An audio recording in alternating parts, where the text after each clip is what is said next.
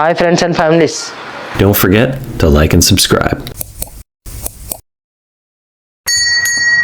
మనం 2024 ఎండింగ్ అయితే జరగబోతుంది. ఆల్రెడీ ఎండింగ్ వచ్చాం. మనం ఇంకో 2-3 డేస్ అయితే ఎండింగ్ 25లోకి ఎంటర్ అవుతాం. ఇప్పుడు 24 వరకు చాలా మూవీస్ అయితే రిలీజ్ అయినాయి. రిలీజ్ అయిన వాటిల్లో మనం టాప్ 10 నాకు నచ్చిన 10 మూవీస్ గురించి అయితే ఇప్పుడు మాట్లాడకపోతున్నాం. యాక్చువల్గా ఇయర్ ఎండింగ్కి మన టాలీవుడ్ నుంచి బచ్చలమల్లి మూవీ అయితే వచ్చింది.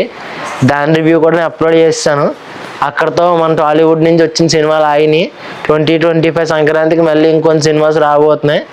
ఇంకా మనం లేట్ చేయకుండా నాకు నచ్చిన టాప్ 10 సినిమాస్ గురించి అయితే ఇప్పుడు మాట్లాడుకోబోతున్నాం.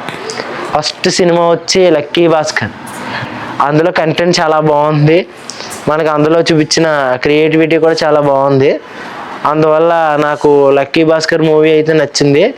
దాన్ని డైరెక్టర్ ఎవరంటే వెంకీ అట్లూరి గారు. ఇంకొంచెం మాట్లాడుకోవాలంటే మనం సినిమా గురించి, సినిమాలో ఏదైతే వింటేజ్ సెటప్ అంటే సెట్ అది వేశారు కదా, అది చాలా బాగుంది. నాకైతే నచ్చింది. వాళ్ళు చూపించిన ఓల్డ్ బిల్డింగు, అతను ఆ బ్యాంక్ గురించి చెప్పి దాని గురించి, లేదంటే షేర్ మార్కెట్ గురించి చెప్పి అది చాలా బాగుంది. అందువల్ల నాకు లక్కీ భాస్కర్ మూవీ అయితే నచ్చింది. ఇంకా కలికి 2898 ADలోకి వస్తే నాకు చాలా గ్రాఫిక్స్ కూడా నచ్చింది. అందులో నాగ్ అశ్విన్ గారు చాలా బాగా డిజైన్ చేయించారు. నాకు మెయిన్గా నచ్చింది ఆ బుజ్జి కూడా చాలా బాగుంది. వాళ్ళ బుజ్జిని చూపించిన విషయం కానీ, లేదంటే ఆ కీర్తి సురేష్ వాయిస్ కానీ చాలా బాగుంది. అదే కాకుండా ఆ బుజ్జిని మన ఏపీ స్టేట్స్లో తిప్పడం, లైక్ వైజాగ్, భీమవరం, రాజమహేంద్రవరం, కాకినాడ, ఇలా ఈ ఏరియాస్లో బుజ్జిని తీసుకొచ్చి దాన్ని షోకేస్ చేశారు. అది కూడా నాకు చాలా బాగా నచ్చింది. ప్రమోషన్స్లో భాగంగా సినిమా కూడా అంతే హైప్గా అంతే బాగా హిట్ కొట్టింది. పుష్ప 2 ద రూల్ చాలా బాగుంది. కాకపోతే నాకు కొన్ని కేసెస్లో నాకైతే సినిమా అయితే నచ్చలేదు. అదేంటంటే కొంచెం అటు ఇటుగా, అంటే సినిమా ఏముందంటే కొన్ని ఫ్లాస్ అయితే ఉన్నాయి సినిమాలో. ప్రతి సినిమా పర్ఫెక్ట్ అని నేను చెప్పను. ఎక్కడో ఒక చోట ఫ్లాస్ ఉంటాయి సినిమాలోని ఖచ్చితంగా. ఇందులో కూడా కొన్ని ఫ్లాస్ అయినా ఉన్నాయి. సుకుమార్ గారి రైటింగ్స్ చాలా బాగుంటుంది, అది నాకు తెలుసు. కానీ కొన్ని వాటిల్లో ఆయన కొన్ని చోట్ల మిస్ మ్యాచ్ అయింది. ఎక్కడంటే నాకు ఫస్ట్ ఎంట్రన్స్ సీనే కొంచెం అదేది ఇరికించి పెట్టినట్టుగా అనిపించింది. అక్కడ నిజంగా మన అల్లు అర్జున్ పుష్ప గారిని చూపించకుండా, ఎక్కడైతే మన వీళ్ళ షెకావత్ సార్ ఎంట్రీ ఇచ్చిన తర్వాత పోలీస్ స్టేషన్లో వాళ్ళందరినీ పెట్టినప్పుడు మళ్ళీ పోలీస్ స్టేషన్ ఖాళీ అయిపోద్ది కదా, అంతకుముందు పుష్ప ఎంట్రీ ఇస్తాడు. అక్కడ నిజంగా ఆ ఎంట్రీ సీన్ అయితే నిజంగా విజువల్స్ చాలా బాగుండు. కానీ జరగలేదు కాబట్టి మనం ఇంకేం చేయలేం. పుష్ప 3 వస్తుందన్నారు కదా, ర్యాంపేజ్, అది కూడా బిగ్ సక్సెస్ అవ్వాలని నేను కోరుకుంటున్నాను. ఇంకా మరొక సినిమా ఏంటంటే మత్తు వదలరా 2. మత్తు వదలరా ఎంత పెద్ద సక్సెస్ అయిందో మనకు తెలుసు. అలాగే మత్తు వదలరా 2 కూడా అంతే సక్సెస్ అయింది.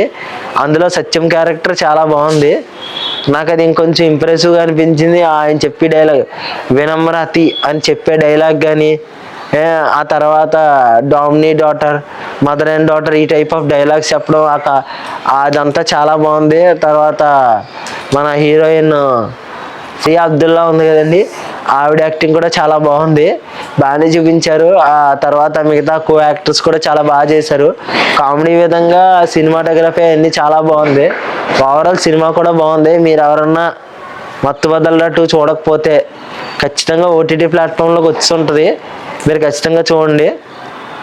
ఇంకా స్వాగ్ అని వంశం అని మీకు తెలిసే ఉంటుంది. మన శ్రీ విష్ణు గారు చేశారు అందులో క్యారెక్టర్ లాగా అయితే ఆయన చేశారు. అందులో నాకు నచ్చిన ఏదైనా క్యారెక్టర్ ఉందంటే ఆ సినిమాలో అది ఖచ్చితంగా మనం మాట్లాడుకోవాల్సింది ట్రాన్స్జెండర్ గురించి అండి. ఆవిడ ఇటు ఆడా కాకుండా ఇటు మగా కాకుండా మధ్య రకంగా ఆవిడ ఆ మేకప్ వేసి శ్రీ విష్ణు గారిని చూపించిన విధానం కానీ చాలా బాగుంది. ఇంకా డైరెక్టర్ పేరు వచ్చేసి హసిత గోలి, ఆవిడ పేరు కొంచెం తిరగట్లేదు, మీరు ఏమనుకోకండి. కానీ చాలా బాగుందండి సినిమా. స్వాగ్ అయితే చాలా బాగా నచ్చిందండి. మీరు కూడా సినిమాని చూడండి. రాధిక టిల్లు స్క్వేర్స్ అండి. టిల్లు స్క్వేర్స్ చాలా బాగుంది. మీకు డీజే టిల్లు నచ్చిందా, టిల్లు స్క్వేర్స్ నచ్చిందో కింద కామెంట్ సెక్షన్లో చెప్పండి. నాకైతే ఖచ్చితంగా టిల్లు స్క్వేర్స్ కన్నా డీజే టిల్లు నచ్చింది. ఎందుకంటే అందులో మెయిన్ అందరూ రాధిక బాగుంది, రాధిక చాలా బాగా చేసింది అని చెప్పారు అందరూ. కానీ నేనైతే ఖచ్చితంగా నాకు సిద్ధు జొన్నలగడ్డ యాక్టింగే చాలా బాగుంది అనిపించిందండి. అంటే రాధిక కూడా బాగుంది కోర్స్, కాకపోతే కొంచెం రాధికని డామినేట్ చేశాడు తను.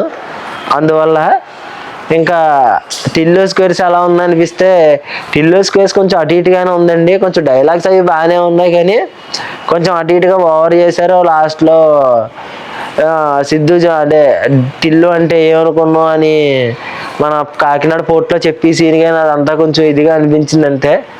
ఓవరాల్ పర్లేదండి, ఒక గుడ్ మూవీ చూసేచ్చు. ఆడుకోవాల్సింది Saripodhaa Sanivaaram, written and directed by Vivek Athreya.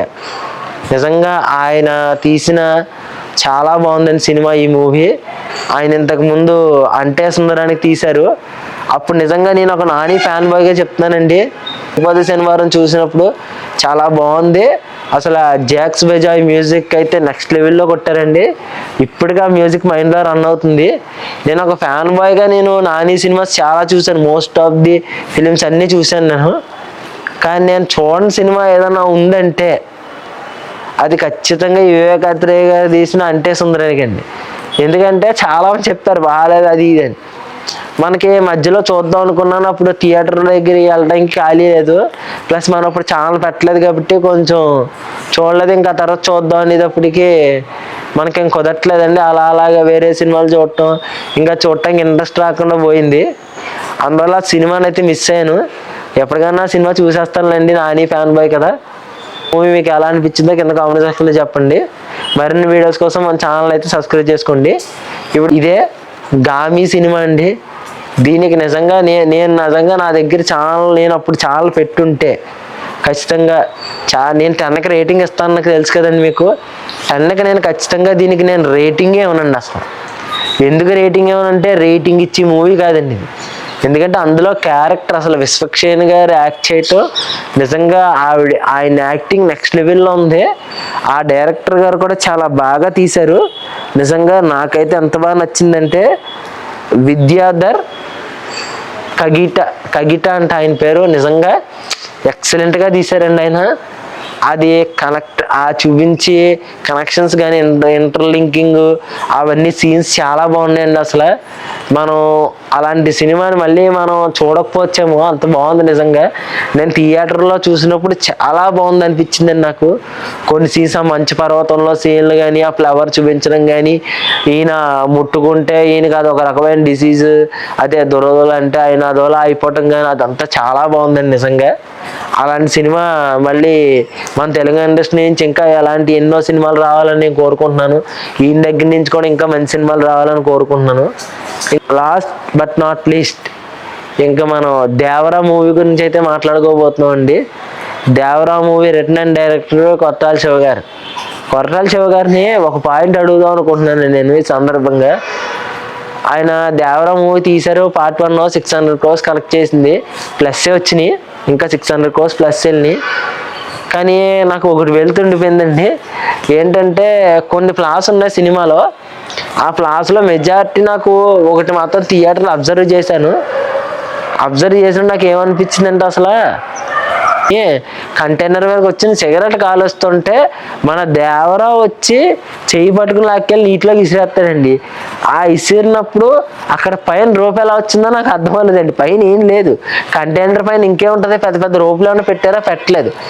కానీ అక్కడ రోప్ నుంచి అలా వచ్చేసి పట్టుకుని నీటిలోకి విసిరేస్తాడు. విసిరేసినప్పుడు అతను ఎక్కడ పడతాడు, మళ్ళీ ఎదురుగుండా పడిపోతే దేవరా మాత్రం చిప్పు పక్కనే కిందకి దుబ్బని దిగుతాడు. ఆ ల్యాండింగ్ చూసిన తర్వాత నిజంగా నాకు మాత్రం మతిపోయింది సార్. నిజంగా కొట్టాల శివ గారు మీరు ఏమంటే అనుకోండి. ఆ సీన్ చూసిన తర్వాత నిజంగా సీజీ చేశారా లేదంటే ఏదో బొమ్మ వస్తువుని పైనుంచి కింద పడేసి దానికి ఎన్టీఆర్ మొహం పెట్టారో తెలియదండి. కొంచెం మినిమం సినిమాలు బట్టి ఉంటుందిలేండి, తప్పులేదు, తీసుకోవచ్చు. మరీ అంత క్రింజ్గా అసలు ఇంత గా అసలు అది కింద అసలు పూర్ ఎడిటింగ్ చేసినట్టుగా ఉందండి ఆ సీన్ దగ్గర. కొంచెం మీరు దేవరా 2 తీస్తున్నప్పుడన్నా కొంచెం ఆ గ్రాఫిక్స్ని ఇంప్రూవ్ చేసి ఇంకొంచెం బెటర్గా చూపించడానికి అయితే ట్రై చేయండి. ఇంకా దేవరా మూవీలో ఫ్లా ఇంతవరకు చెప్పాను కదండి. నేనైతే ఖచ్చితంగా దేవరా మూవీ థియేటర్లో చూశాను, పర్లేదు అనిపించింది. కొర్రాల శివ గారి మార్క్ కాకపోయినా కనబడింది ఆయన రైటింగ్స్ అదిని. అక్కడక్కడ కొన్ని సీన్స్కి మిస్ అయింది. అనిరుద్ యాస్టీస్ మంచి బీజిఎం ఇచ్చారు అందరూ అంటున్నారు, కానీ నాకైతే ఒకటే మ్యూజిక్ని అటు తిప్పి ఇటు తిప్పి ఆల్ మిక్స్ ఫ్రూట్ మిక్స్ అయితే చేశాడు. చూడండి మంచి సినిమాలు. యాక్చువల్గా నేను దీంతో పాటే అంటే బెస్ట్ మూవీస్తో పాటే ఏవైతే వరస్ట్ మూవీస్ ఉన్నాయో అవి కూడా చెప్దాం అనుకున్నాను. వీడియోలు అంత ఎక్కువ అవుతుందని చెప్పి చెప్పలేదు. అది కూడా 1-2 డేస్లో అయితే వీడియో అయితే వచ్చేస్తాను మీ దగ్గరికి. ఇంకా మరో వీడియోతో మీ ముందుకు వస్తానండి. ఉంటానండి. Take care, bye.